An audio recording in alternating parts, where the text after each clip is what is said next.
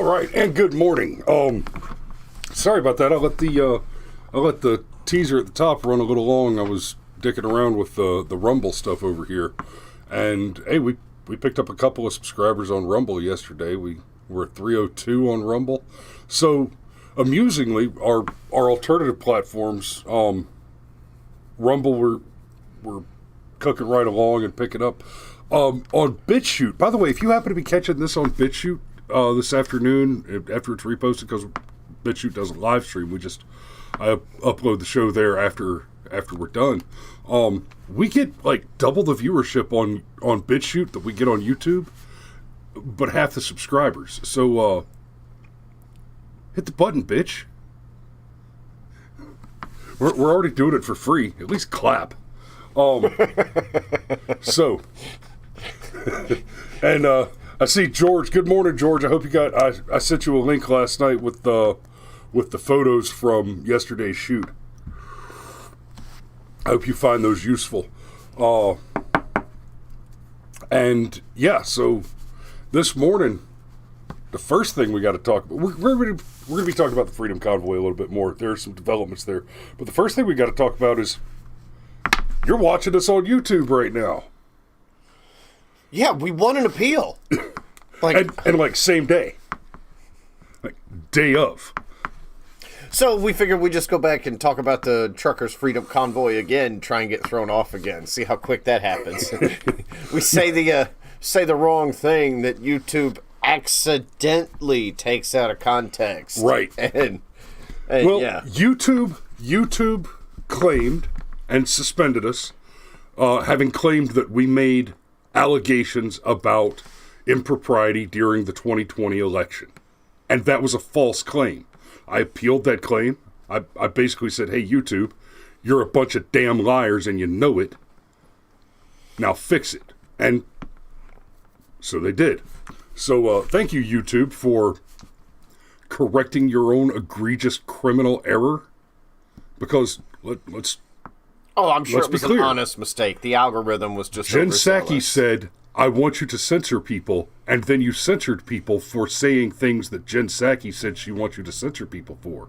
No. That makes you an actionable government agent committing crimes of civil rights violations. You criminals.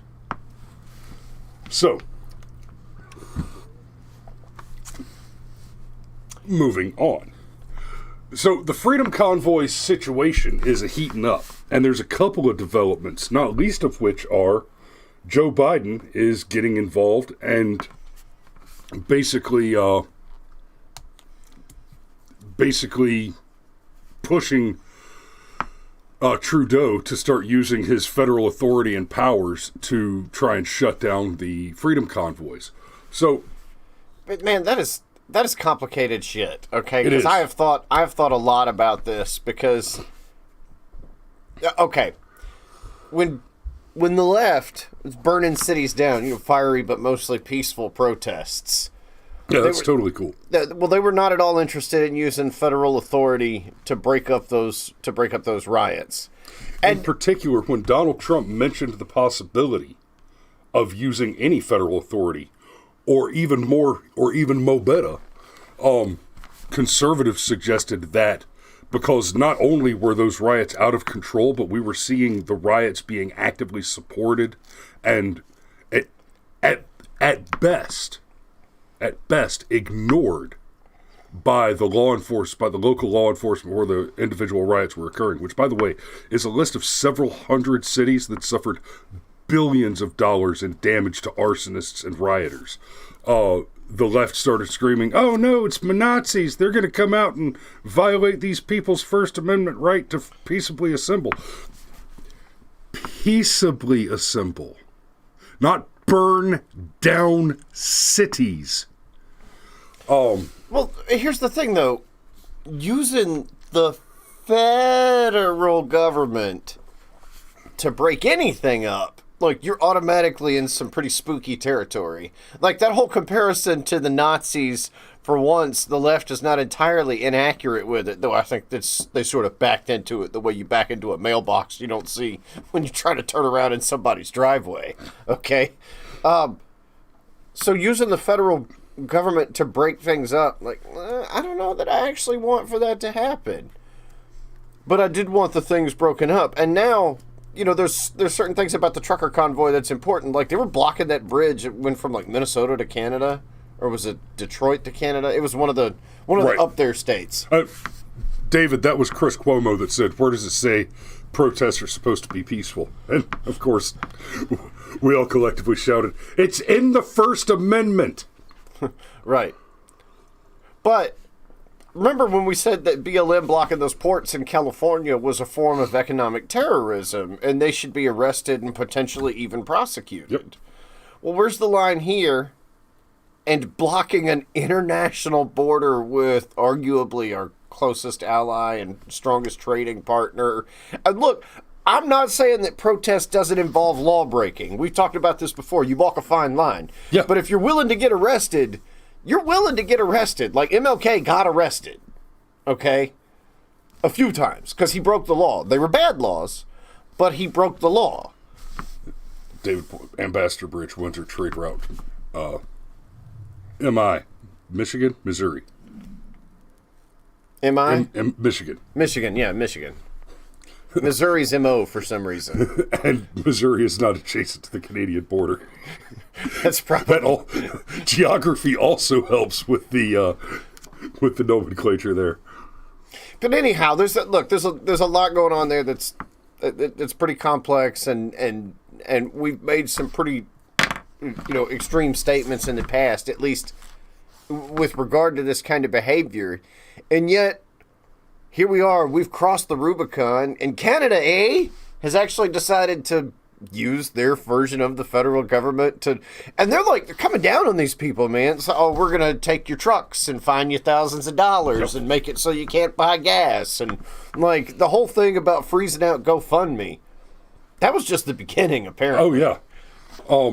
Now, GoFundMe is under investigation for theft and fraud. The last time we talked about this, we pointed out that several states' attorneys were threatening to go after GoFundMe. But now, more states' attorneys are now conducting investigations into GoFundMe for deceptive practices. States' Attorney General are now investigating crowdsourcing platform GoFundMe for alleged fraud for claiming the Freedom Convoy 2022 fundraisers had violated its terms of service. On Friday, a full day after freezing the... Okay, real quick. The issue here is not so much the claim that the Freedom Convoy violated its terms of service. I'll be perfectly fair. The terms of service are intentionally vague and nebulous precisely because GoFundMe is a political, partisan activist organization, and they have carefully crafted their terms of service so that when you sign up and agree to those terms of service voluntarily and voluntarily choose to do business with GoFundMe, you are voluntarily agreeing that basically your campaign can be suspended at any time for any reason. However, GoFundMe decided that they would do all of that ridiculous stuff and take advantage of the fools who decided to do business with GoFundMe after everything we saw out of the BLM riots, the Rittenhouse case, etc., revolving around GoFundMe, which is a super pro-terrorist, super pro-baby murder organization. It was foolish from the outset for anybody to use GoFundMe, but where the issue really comes up is GoFundMe didn't say we've decided that we just don't want this money to go to the truckers, so we're going to give it back to the fools that invested in this project to begin with. No. GoFundMe said, we're going to reallocate this money and we're going to put it wherever the hell we want. So we're going to take money from people who disagree with us politically with guile and deceit. We're going to steal that money and we're going to use it to prop up organizations that we do agree with politically, which of course was going to be Planned Parenthood, BLM, the Democrat National Committee, and anything else you can think of that murders children for fun. Well, anything ideologically opposed, like you can make some assumptions about anybody that donated to the Freedom Convoy, though maybe not so much, because apparently there's even some people that claim to be on the left that are like, whoa, wait a minute, y'all are going too far. Who've already taken the jab. Yes, who've already taken the jab.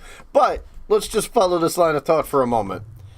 You can make some assumptions about people that would donate to this, just sort of like when the judge in the Rittenhouse case had like the Pro-America song play on his cell phone, and everybody was like, "Oh my God, he's a Republican, and he's not going to screw Kyle Rittenhouse over." You could make some assumptions. Jeff points out they changed that policy and started issuing refunds. Yeah, we've already covered that. But the fact of the matter is, the only reason that they changed that policy and started issuing refunds is as soon as they announced that they were going to redirect these funds to other causes. I'm sorry if I didn't make it clear that I was speaking about the occurrence of the past. But as soon as GoFundMe said that that's what they were going to do, Ted Cruz announced that he would pursue an investigation at the federal level, and Ron DeSantis announced that he would be pursuing an investigation in Florida at the state level. Now we've got several more states who are not just announcing that they will pursue, but have already actually started those investigations. And GoFundMe changed course and issued the correction and said, okay, well, we'll just give it all back then, after it was made clear that the investigations would be engaged. But here's the thing. Just because nobody died doesn't mean you don't get charged with attempted murder. Okay. Well, here's the thing, though. I don't think they're worried about the attempted murder analogy, okay? I think they're worried about their books being opened up, because not everything's as high profile as the trucker convoy. Right. What happens if dozens and dozens and dozens of smaller scale fraud cases are found where, like, somebody tries to donate money to a pro-Christian organization and then whoops, that money gets diverted to an atheist organization, for example, okay? It's not like because I guarantee what they weren't going to do here. It's not like they were going to take the money and be like, well, it's supposed to go to the truckers. We can't send it to the truckers, but we can still send it to some transportation-related authority. Yeah, that's not what they were going to do. Happen. That's not at all what they were going to do. There's a good faith element that's what They were going to send it to BLM to subsidize all the COVID relief money that they were receiving. Yeah, that was going to be more like the thing, I would think. And speaking of Christian fundraising sites, so everybody switched over to Give, Send, Go, which is a Christian-led crowdfunding service to get money to the truckers. They've already raised a little over $8 million. Mm-hmm. And Give, Send, Go has been hacked. So if you sent money to Give, Send, Go, now your information is being leaked. You're going to be doxxed. And they replaced the... Yeah, we're 40-year-old white boys from Georgia. Come at me, bro. Do what? I was just doxing. Can't dox us. We've already shown our face. Yeah, we go by our names. Some. Yeah.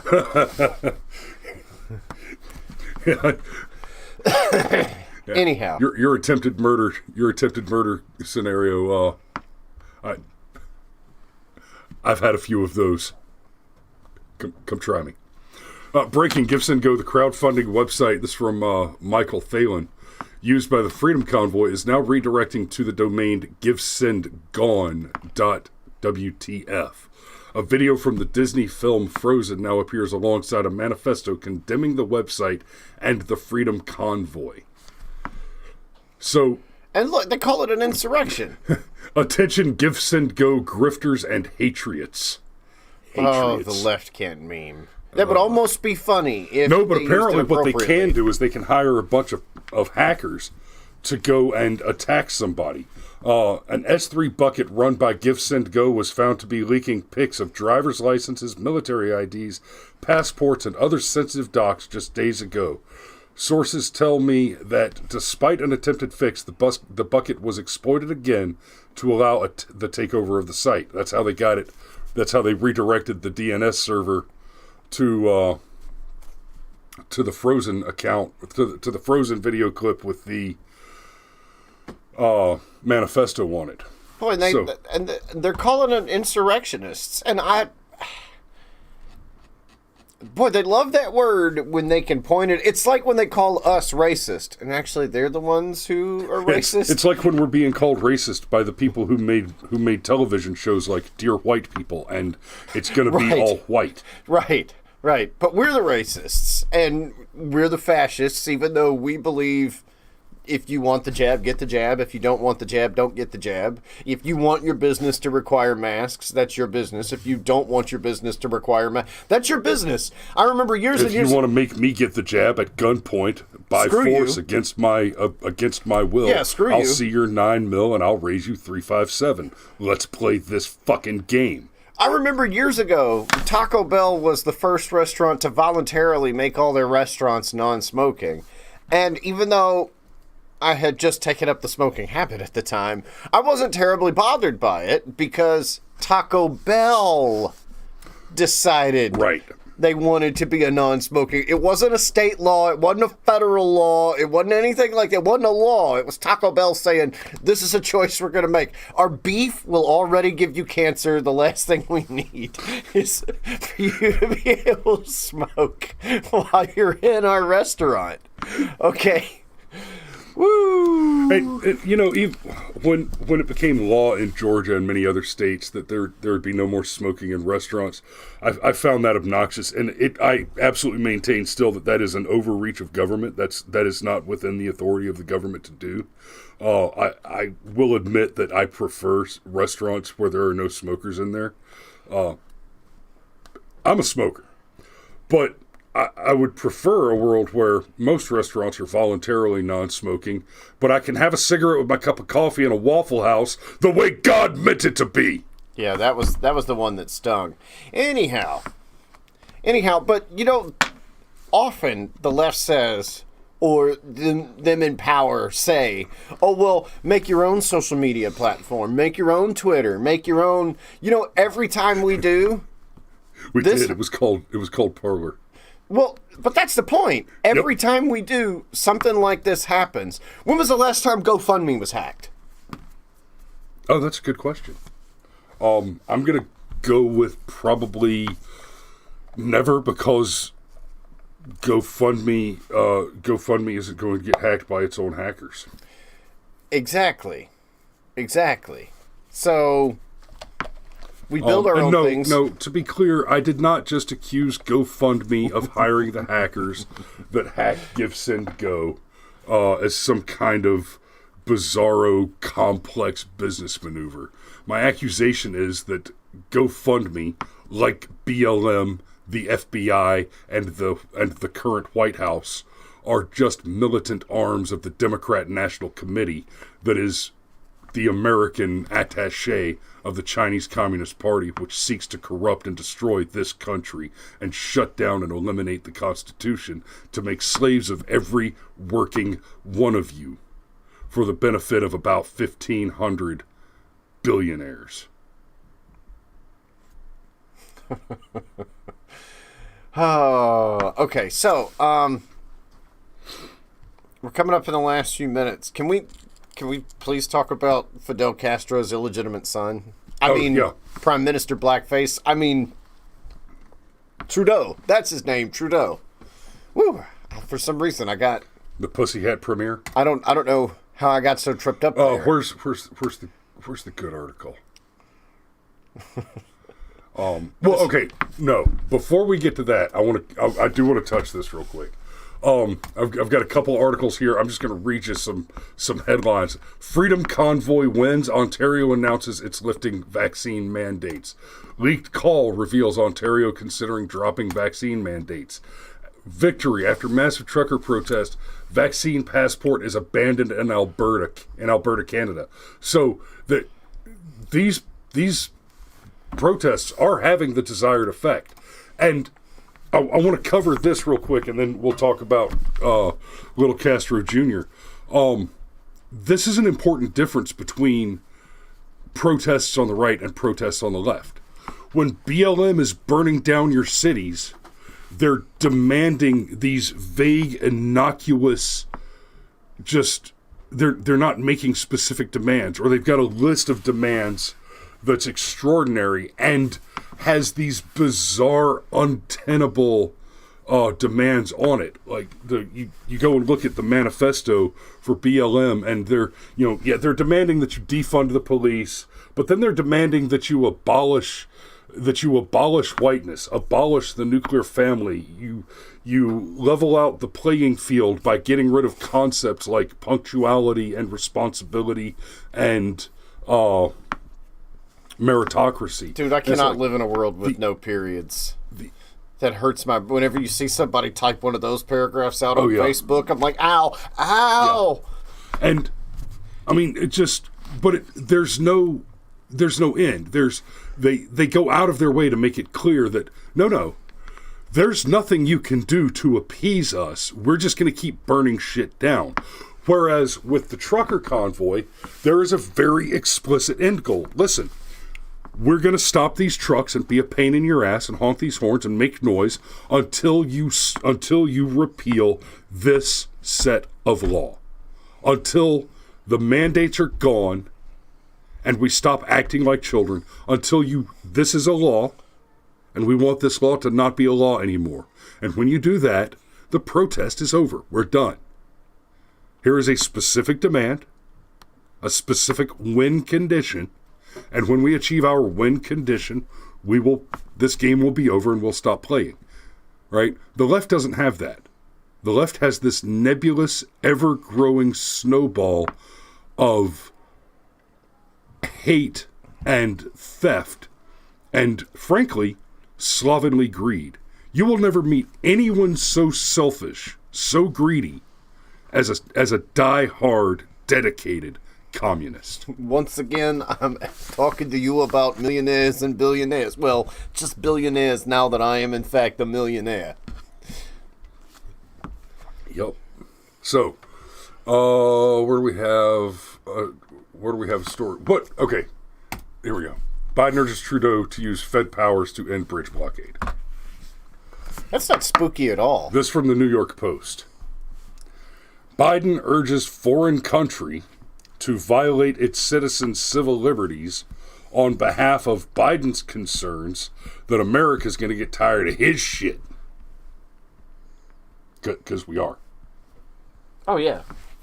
Well, 7% inflation and $3 a gallon gas and, just for starters. And Afghanistan. Hey, at least we're not talking about the invasion of Ukraine today. Yet. We might be talking about it tomorrow, but anyhow. No, it's spooky for... Okay, we've talked about it before. Like, we're the beachhead of freedom, right? Yeah. And so our president is calling, again, the country that should be the most similar to us in form and function, like they're even an ex-British colony, okay? We're calling them up and going, yeah, we just need for you to, totally violate these people's civil liberties because they're right. They're making a point. They've got people on their side. They understand how freedom works. My body, my choice. Only if you want to have an abortion. Right? But then, as soon as you apply that logic to absolutely anything else, well, now we have a problem with it. I saw one of those memes. It's the Lisa Simpson, telling an uncomfortable truth. Yeah. And it said, what is it about libertarianism that bothers you more? The fact that the part where I could do whatever I want, or the part where you're not allowed to tell me what to do? No, is it the part where I'm allowed to make decisions for myself, or is it the part where you have to make your own decisions for yourself? No, that's not the version that I saw, but is it? Nobody's telling you. You can't tell me what to do, or nobody's telling you what you need to do. Well, in this case, the point is it's the part where people can't tell you what to do because it's usually arbitrary, right? The people that think they know what's best are usually so far wrong. I I don't know what that has to do with this whole thing with COVID and lockdowns at all. I'm not drawing an analogy or a comparison directly. No, we're talking about catching AIDS from your cereal boxes at the grocery stores. No, from bathhouses. You can actually catch AIDS from bathhouses. Yes, those are very popular in the United States. Ask Anthony Fauci. Well, they were popular enough in a certain community to get AIDS spread. Ask Anthony Fauci. Again, I'm not drawing any comparisons. I'm just saying, Google it. Don't. But be careful what you Google. Do it with a filter on, because woo, buddy. Yeah, woo, buddy. Woo, buddy. Woo, buddy. But no, you have the prime minister of what is supposed to be, all that aside, supposed to be a free country, just saying, no, I'm totally going to enact these emergency powers, and I'm going to shut all this down. And what this really is an admission. He knows that the truckers are right, okay? Look, hint, okay? If you're arguing with your wife, and you're calm, and you're making good points, and she starts to yell at you and get angry and talk about your fat alcoholic mother, as Jeff Foxworthy used to joke. Get out. Go somewhere else. That's not what I was going to say. What I was going to say is... You can't win that one. You may be right. But it doesn't matter. But look, what I was going to say is, that's usually the clue that you're winning the argument with your wife, okay? And it's the same thing here with Sean Stryker says Trudeau seems like a bathhouse regular. He does seem like a rather foppish bathhouse regular, doesn't he? Yep. Definitely foppish. Man, if there was ever a word that just fits somebody perfectly. Foppish. I mean, like, the guy is a muppet. Like, he really is. But he's just decided, I can't win this argument. And you know what always amazes me about the left is they're so concerned about image, right? Perception of reality is reality, and they're all rules for radicals. I'm blanking on the guy's name. Saul Alinsky. Thank you. They're all acolytes of Alinsky. So they Alinskyites. Alinskyites. That's one right. Might say. So Trudeau had a hell of an opportunity here. Okay, he could have had an absolute massive PR win and could have even still exerted some control over the truckers in this situation. All he had to do was come out and say, guys, meet me in the middle. I'm willing to talk. Meet me in the middle. Just accept some government overreach, not total government overreach. And he could have flipped everything back around on them. But instead, he conveniently got the coof, even though he's been, like, quintuple vaccinated or whatever. YouTube, that's a joke. I know that's not how it works, okay? But somehow he magically got the coof and then hid and then just decided to use the emergency protests because this is a small fringe minority of far-right, radical, Nazi, racist protesters and, Yeah, it's a small...